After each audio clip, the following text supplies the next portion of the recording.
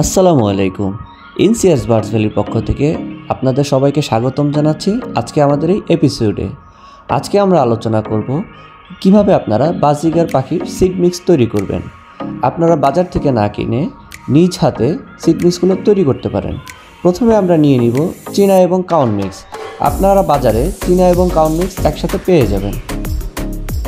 পরবর্তীতে আমরা ব্যবহার করব মিলেট মিক্স। আপনারা চেষ্টা করবেন সবচাইতে ভালো মানের মিলেট মিক্স বাজার থেকে কেনার জন্য।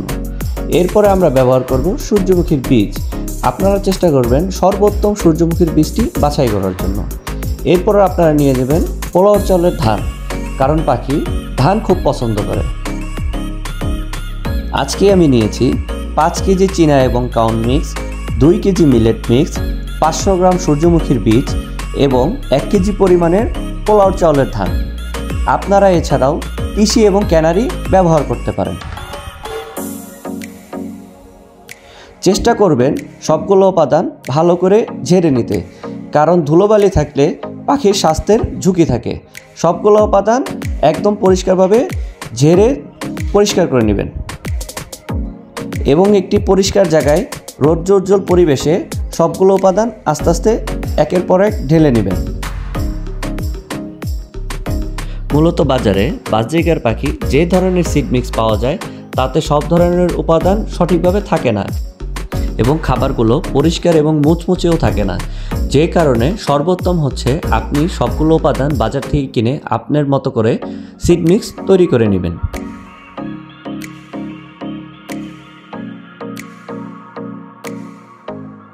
সবগুলো উপাদান ঢালা হয়ে গেলে আপনারা এইভাবে একে অপরের সাথে মিশ্রণ করে নেবেন এবং লক্ষ্য রাখবেন যেন প্রত্যেকটা উপাদান ভালোভাবে একে অপরের সাথে মিশে যায়।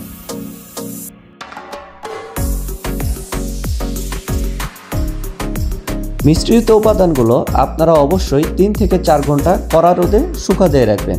তার কারণ হচ্ছে খাবারগুলো এতে করে মুচমুচে হবে এবং পাখিরা খেতে পছন্দ করবে। তাছাড়াও অনেক ধরনের জীবাণু এই রোদ্রে শুকা দেওয়ার কারণে মারা যায়। সর্বশেষ দেখুন উপাদানগুলোর মিশ্রণ এরকমটাই হবে। আপনারা চেষ্টা করবেন এরকম মিশ্রণ বাজার থেকে না কিনে নিজে বানিয়ে নেওয়ার জন্য। পরবর্তীতে উপাদানগুলো সব আপনি নিজের মতো করে সংরক্ষণ করে নেবেন। সবাই ভালো থাকবেন। আজকে এই পর্যন্তই। আমাদের ভিডিওটি ভালো লাগলে আমাদের ফেসবুক পেজটিকে ফলো করে দিবেন, ইউটিউব চ্যানেলটিকে সাবস্ক্রাইব করে দিবেন এবং পরবর্তীতে আপনারা কেমন ভিডিও চান কমেন্টসের মাধ্যমে আমাদেরকে জানিয়ে দিবেন।